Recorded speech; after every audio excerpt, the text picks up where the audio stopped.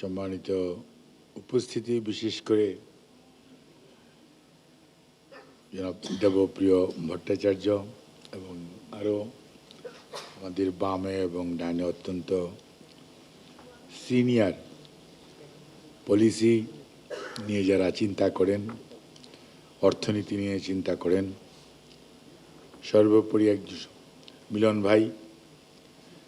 একজন সংসদ সদস্য, সম্মানিত উপস্থিতি, সাংবাদিকগণ, আসসালামু আলাইকুম। আমি অত্যন্ত দুঃখিত, লজ্জিত যে আমি এই 18 তারিখে এনইসির মিটিং হবে, এটা আমরা অ্যাকচুয়ালি আগে ইট ওয়াজ নট, এই প্রোগ্রামটা যখন হয় তখন আমাদের জানা ছিল না, দ্যাটস ওয়াই ওভারল্যাপিং হয়েছে, সেজন্য আমাদের আসতে দেরি হয়েছে, দাদা বলেছেন। তো যাই হোক, we are sorry for that. এখানে আলোচনার বিষয় আমি তো আগে শুনি নাই পুরোটা, তবে যেটুকু মানে যে নাগরিক প্ল্যাটফর্মের যে উদ্যোগে আজকের যে আয়োজনটা হচ্ছে, প্রত্যেক বৎসরই সাধারণত দেখা যায় যে প্রি বাজেট পূর্ববর্তী সময়ে বিভিন্ন স্টেক হোল্ডাররা বাজেটটা কী ধরনের হওয়া উচিত, সরকারের পরিকল্পনা কী এবং নাগরিকদের ভাবনা কী, বিভিন্ন স্টেক হোল্ডারদের চিন্তা ভাবনা কী, কোনটা প্রায়োরিটি পাওয়া উচিত, এসব বিষয়ে ওনাদের যেমন আগ্রহ থাকে এবং বাজেটারি প্রভিশনের মধ্যে এগুলি কিভাবে ইনকর্পোরেট করা যাবে সেই সময় বিষয়েও আমরা ওনাদের পরামর্শ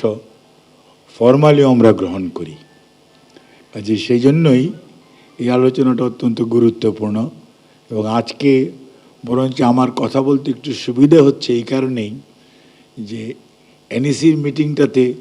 নেক্সট এডিপি যেটা হবে সেটা উনিও, আপনি তো সেটাতে একটা মেম্বার মানে আমাদের ওয়াহিদুদ্দিন মাহমুদ স্যারের নেতৃত্বে একটি কাউন্সিল আছে এবং সের মধ্যে দাদাও মেম্বার এবং এখানে অনেকে আছে মেম্বার। হ্যাঁ, আমি এই জন্যই বললাম, আর নাম বললাম না। এখন ওনাদের একটা রিকমেন্ডেশন, একটা ফর্মুলেশন আছে, নেক্সট ইয়ারে কি হবে, নেক্সট 5 ইয়ারে কী চিন্তাভাবনা, আর আমাদের বর্তমান প্রধানমন্ত্রী জনাব তারেক রহমানের নেতৃত্বে বর্তমান সরকার আমাদেরই নির্বাচনী যে অঙ্গীকার 5 বছরে আমরা কী ধরনের মানবিক বাংলাদেশ চাই, এটা তার স্লোগান নির্ভর হবে না, এটাকে বাস্তবতার নিরিখে দেখতে হবে। সেই লক্ষ্যেই আমরা এতক্ষণ মিটিংটা চলেছে, যার জন্য আমার আপনাদের এখানে কিছুটা কথা বলতেও আমি কিছুটা স্বাচ্ছন্দ্য বোধ করছি, কারণ আমার এতটুকু মানে হোলিস্টিক্যালি মানে টোটাল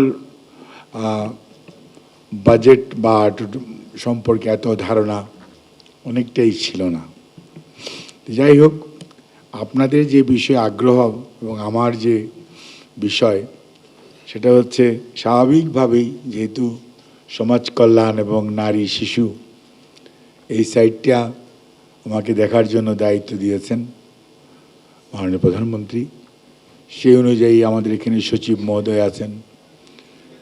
আমরা আজকে আমাদের বয়স 92 ডেজ রানিং এই সরকারের। এই 92 দিনের মধ্যে আমরা যে লিগেসিটা আমরা ঘাড়ে নিয়েছি এবং যেটাকে আমাকে ক্যারি অন করতে হবে, কারণ সরকার তো একটা কন্টিনিউয়াস, এটা একটা continuity, what ever might be the government, but এটাকে টেনে নিয়ে যাওয়া, বাংলা ভাষায় যাকে বলে হালকাতার সময় জের, এই জেরকে টেনে নিয়ে যেতেই হবে। যেটুকু আমরা রিভাইজ এডিপিতে যতটুকু রিঅ্যাড্রেস করা যায় সেটা আমরা করছি বা করা হবে। যে বিষয়টিকে আমরা সবচেয়ে বেশি প্রায়োরিটি দিচ্ছি সেটা হচ্ছে যে বাংলাদেশের মানুষের, বিশেষ করে রুরাল এবং আরবান পপুলেশনের মধ্যে যে স্লাম এরিয়াতে যারা থাকে, যাদেরকে আমরা বলি বস্তিবাসী বাংলায়, অর্থাৎ যারা খুবই হতদরিদ্র, দরিদ্র, নিম্নবিত্ত আর মধ্যবিত্ত এবং উচ্চবিত্ত, আমরা তাদের ব্যাপারেও কনসার্ন, কিন্তু আমাদের যে সোশ্যাল সেফটি নেট প্রোগ্রাম বা সামাজিক দায়বদ্ধতা থেকে কিভাবে এই গ্রুপ অফ পপুলেশন